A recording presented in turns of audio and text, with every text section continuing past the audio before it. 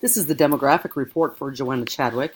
I am going to look at the town of Derby, Kansas, which is about 24,000 people, and it's a suburb of Wichita. The school district's boundaries pull from a population of about 40,000 people, and in the 2010 census, 91.6% of the city was white, with 5.2% Hispanic or Latino, 1.9% African American, 1.6% Asian. The percentage of white people dropped about 2.5%.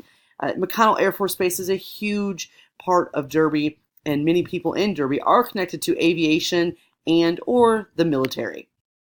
Here is McConnell Air Force Base, which they do have multiple ways that the school is connected to McConnell Air Force Base, including through the AFJROTC and other military family sort of connections. It's one thing that in the Derby yearbook that I have made sure that we're going to do is to always have a military connection because it is so huge for the city of Derby and the high school. Before the start of the school year, Derby principal Tim Hamlin, he decided that he was going to take all of us, every teacher, to visit the elementary schools where our kids come from. It was a fascinating tour, especially for me, who, when I used to look at Derby, I looked at it as basically an affluent suburb of Wichita, and it was fascinating to see that just blocks away from the huge, expensive houses, there were the poorest of the poor. It's also where the Air Force Base students, there's one way into the elementary school, and because they closed the street going through the base housing after 9/11, so they're safe, but boy, it is sure a weird way to get into that school, and it's pretty unfortunate for those kids. Derby is a classic white suburban community still, even though it has changed over the years. There are more students who are on free and reduced lunches. Sometimes there is going to be a disconnect between the high school and the community, which we did see most recently with the transgender bathroom issue. One of the neighborhoods that Derby pulls from is one of the poorest in Wichita. The school does have a very strong sports history and is the back-to-back Class 6A football state champs. There are 6 Title I elementary schools in the district, which has a total of 7,400 students in it. And the breakdown of race is pretty much as would be expected, with 65% white, 19% Hispanic, 7% black. 10% of the students are ELL, and nearly 50% are economically disadvantaged, and 14% are special needs. In the school this year, we have 530 freshmen, 492 sophomores, 507 juniors, and 452 seniors. Graduation rates were at 90% in 2016. We obviously want that to be higher. I mean, obviously, we're all looking for 100%, but the focus is on decreasing the dropout rates and increasing those graduation rates. There's been a renewed focus on AP courses. They got a grant that has allowed the school to add more classes, more opportunities for students, and there's been a huge jump from about 30 students to more than 200. There's also a lot of options for students when it comes to class choice.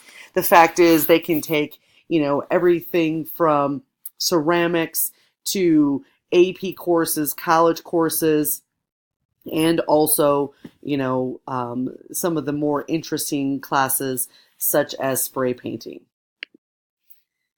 There has been an increased focus this year on security with students and staff wearing IDs. This is new to the students and they're not very happy with it. So if they don't wear the IDs, they are currently wearing bright orange stickers. It's really pretty funny. Principal Tim Hamlin, he's pretty well liked within the school and by the staff. He is a Derby grad. The assistant principals, they all pretty much have a good relationship with students and staff.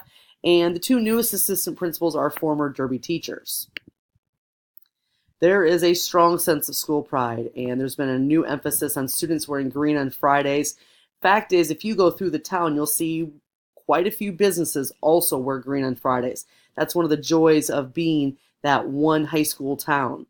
They are focused on the students learning the fight song and the alma mater, which was pretty funny last year, watching the football team for the first time come out, trying to sing the alma mater, which they barely knew. They had little pieces of paper so they could sing the words. The federal government requires that individual students, that schools keep track of changes in enrollment to ensure that all students receive the educational programs and services to which they are entitled. So we see that white students' graduation rates have risen in Kansas. African American students' graduation rates have also risen, as have Hispanic students' graduation rates. At Derby High, here is the breakdown for our school. Specifically at the high school, it's about 71% white, and Hispanic is the next largest group at nearly 14%. Here's another graph showing that. And you can see that the change, it's the number of white students has dramatically fallen from a high of 79% in 2012 down to 71% in 2016, whereas the Hispanic population has risen from 7.7% to 13.7%. Also, that other category, which would include mixed students, that has also risen. Graduation rates in Kansas have also increased by 3% for those with limited English proficiency. And you can see that at Derby High School, there's less than 9% of the students are ELL students. And here's another graph showing that. And you can see that the numbers have been basically about the same for how many ELL students we have. When it comes to socioeconomic status and free and reduced lunch, pointing out once again that graduation rates have increased in Kansas for free and reduced lunches by 1.6%. And you can see at Derby that economically disadvantaged students, it started really increasing from 2012 to 2015, and now it has leveled out a little bit, looking at 45%, about 46% are economically disadvantaged. And that number has increased at Derby High from 36% to 45%. And to me, that number is one that I think a lot of people just don't realize about Derby High School, which to me is also why Mr. Hamblin brought us on that tour of elementary schools. Females make up about 49% of the population, very similar numbers there between males and females.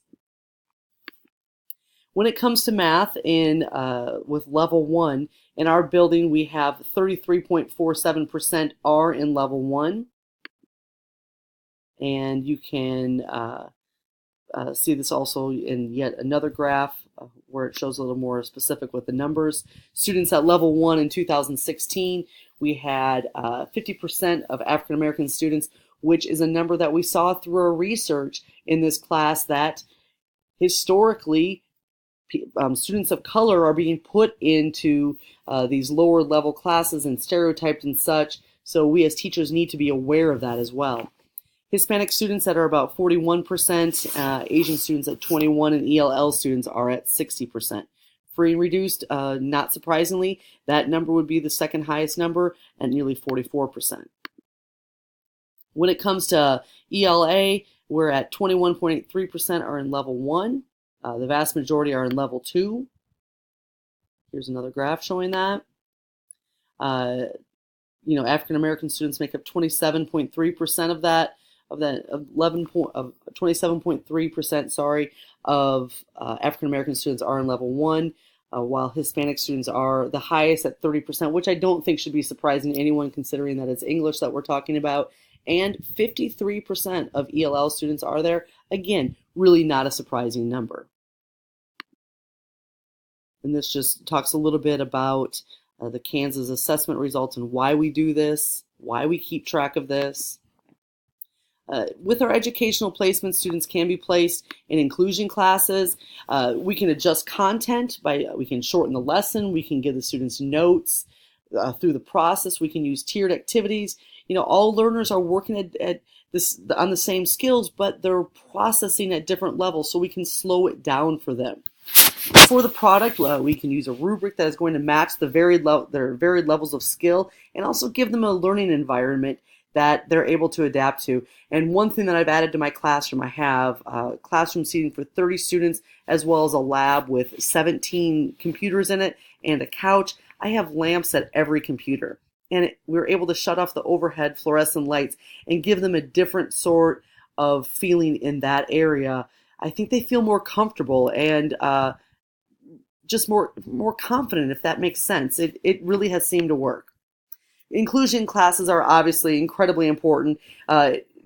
Having the SPED students, as long as we can have the pairs in there to help, and that's where we run into issues, is making sure that we do have enough pairs that can be in there.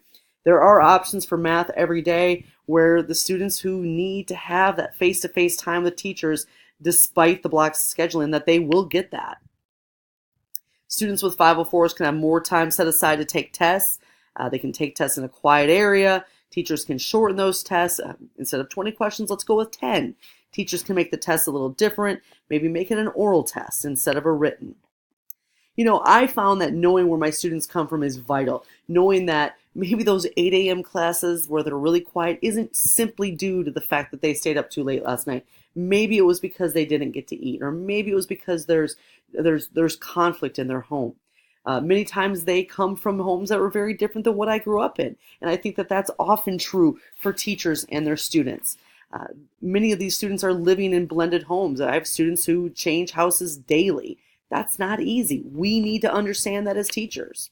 And, you know, I find it absolutely unacceptable that when we have students from diverse backgrounds that we're viewing them as less capable. That should not happen. And I think what would help is if we had more teachers from minority groups, if we are really striving to find out the experiences that our kids are going through. And I think that as a white teacher, I have got to be able to learn to connect with students with different backgrounds, with different experiences, and then incorporate the different cultures into the lesson, and then understanding that each of my students is different.